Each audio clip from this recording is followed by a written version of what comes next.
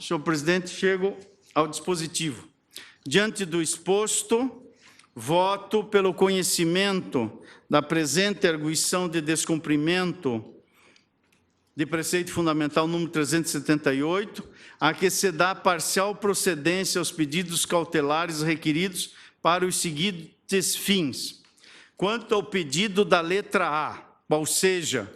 realizar a interpretação conforme a Constituição do artigo 19 da Lei em tela, para se fixar com efeito ex tunc, abrangendo os processos em andamento, a interpretação segundo a qual o recebimento da denúncia referindo ao dispositivo legal deve ser precedido de audiência prévia do acusado no prazo de 15 dias. Quanto a esse pedido, proponho dar a interpretação conforme a esse artigo 19, a fim de firmar entendimento que o recebimento da denúncia, operado pelo presidente da Câmara, configura juízo sumário de admissibilidade para fins de deliberação colegiada, não havendo, assim, obrigatoriedade de defesa prévia a essa decisão, como examinada a fundamentação, proponho, portanto, a rejeição do pedido contido na letra A. Quanto ao pedido contido na letra B, qual seja, declarar a ilegitimidade constitucional não recepção das expressões regimentos internos da Câmara dos Deputados do Senado Federal, constantes do artigo 38. Entendo por julgar improcedente o pedido cautelar, a fim de firmar o entendimento de que os regimentos internos da Câmara dos Deputados do Senado Federal somente possuem aplicação no rito do impeachment naquilo que dizem respeito à auto-organização interna dos referidos órgãos legislativos, mas não para autorização, processamento e julgamento do impeachment consoante aos fundamentos declinados para dar interpretação conforme ao artigo 38 da Lei 1079. Quanto ao pedido da letra C, qual seja, declarar a recepção dos artigos 19, 20, 21, 22 e 23 caput da Lei 1079, afastando-se a interpretação segundo a qual o artigo 218 do Regimento Interno da Câmara dos Deputados substitui o procedimento previsto nos referidos preceitos legais, proponho julgar parcialmente procedente o pedido cautelar da letra C, nos termos da fundamentação, para os seguintes fins: declarar a recepção do artigo 19, in fine, artigo 20, caput, parágrafo 1º da Lei 1079. Dar a interpretação conforme o artigo 20, parágrafo 2º da Lei 1079, a fim de firmar o entendimento de que, antes da discussão em plenário, seja lida a manifestação do Presidente da República sobre o parecer preliminar elaborado pela Comissão Especial. Declarar a recepção dos artigos 21 e 22 caput, parágrafo 1º e parágrafo 2º da Lei 1079. Dar a interpretação conforme ao parágrafo 3º do artigo 22 da mesma lei, para afirmar o entendimento que o Presidente da República deverá ser notificado para apresentar alegações finais sobre o parecer definitivo da Comissão Especial e declarar a recepção do artigo 23 caput da lei citada. Quanto ao pedido da letra D, qual seja, realizar a interpretação conforme da Constituição do artigo 19, afastando-se a interpretação segundo a qual a formação da comissão especial deve se dar com representante dos blocos parlamentares, no lugar de representante dos partidos políticos, propõe julgar improcedente o pedido cautelar da letra D, nos termos expedidos na fundamentação, pois a filtragem constitucional da Lei 1079 propicia a equiparação normativa dos blocos parlamentares aos partidos políticos, tanto quanto for possível, nas circunstâncias passíveis de legítimo alvedrio por parte do Legislativo.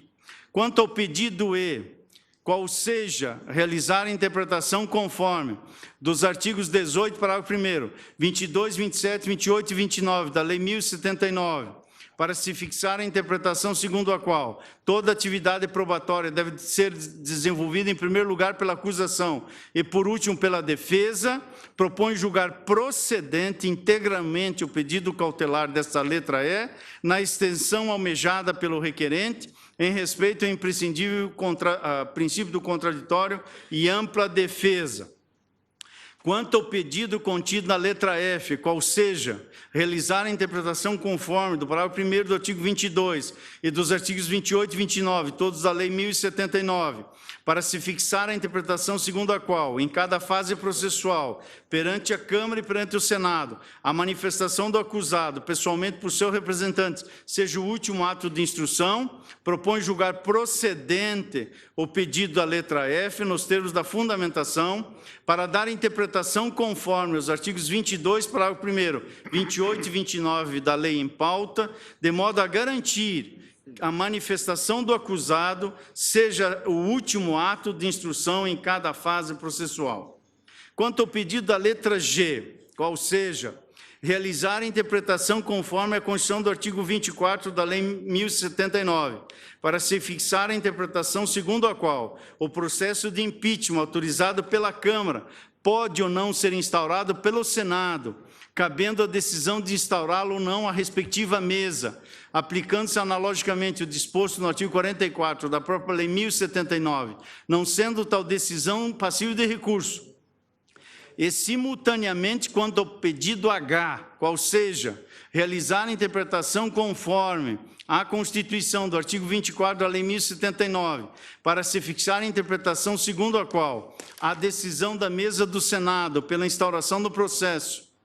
deve ser submetida ao plenário da Casa, aplicando-se por analogia os artigos 45, 46, 48 e 49 da Lei 1079, exigindo-se para se confirmar a instauração do processo a decisão de 2/3 dos senadores, propõe julgar improcedente os pedidos cautelares G e H, nos termos da fundamentação, para fixar o entendimento que não compete ao Senado rejeitar a autorização expedida pela Câmara dos Deputados, que é o pedido da letra G, para processamento do presidente. Tampouco quórum em votação de 2/3 no plenário do Senado para confirmar a instauração do processo, pedido da letra H.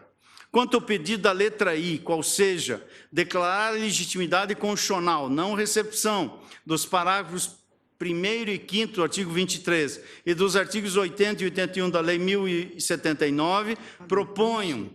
julgar parcialmente procedente o pedido cautelar da letra I, nos termos da fundamentação, para os seguintes fins: declarar a não recepção do parágrafo 5º do artigo 23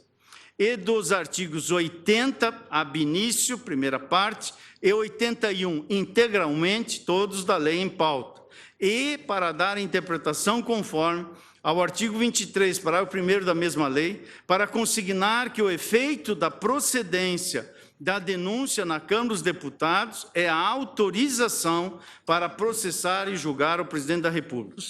Quanto ao pedido da letra J, qual seja, realizar a interpretação conforme dos artigos 25, 26, 27, 28, 29 e 30 da Lei 1079, para se fixar a interpretação segundo a qual os senadores só devem realizar diligências ou a produção de provas de modo residual e complementar às partes, sem assumir para si a função acusatória, propõe julgar improcedente o pedido cautelar nos termos da fundamentação. E, por último, senhor presidente, quanto ao pedido K,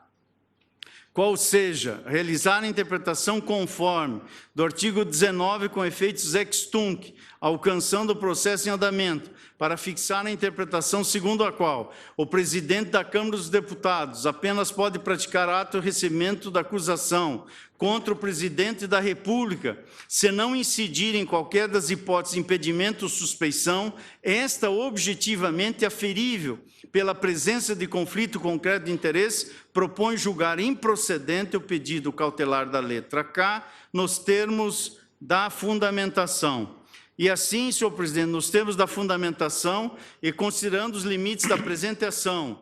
examinados apenas aqui em sede cautelar, indefiro os pedidos deduzidos das medidas cautelares incidentais relativos a atos concretos praticados no âmbito do processo de impeachment. E aqui, senhor presidente, constava a perda ipso facto da eficácia da medida cautelar para o dia 16 e proponho ao plenário, eu estou aqui a supor o encaminhamento que Vossa Excelência poderá dar à sessão, se eventualmente esse julgamento prosseguir no dia de amanhã, que é onde se lê 16, leia-se 17, tendo em vista o prosseguimento dessa discussão. E eu concluo, senhor presidente, que o que trago é apenas uma proposta ao debate. Em homenagem à colegialidade e à segurança jurídica,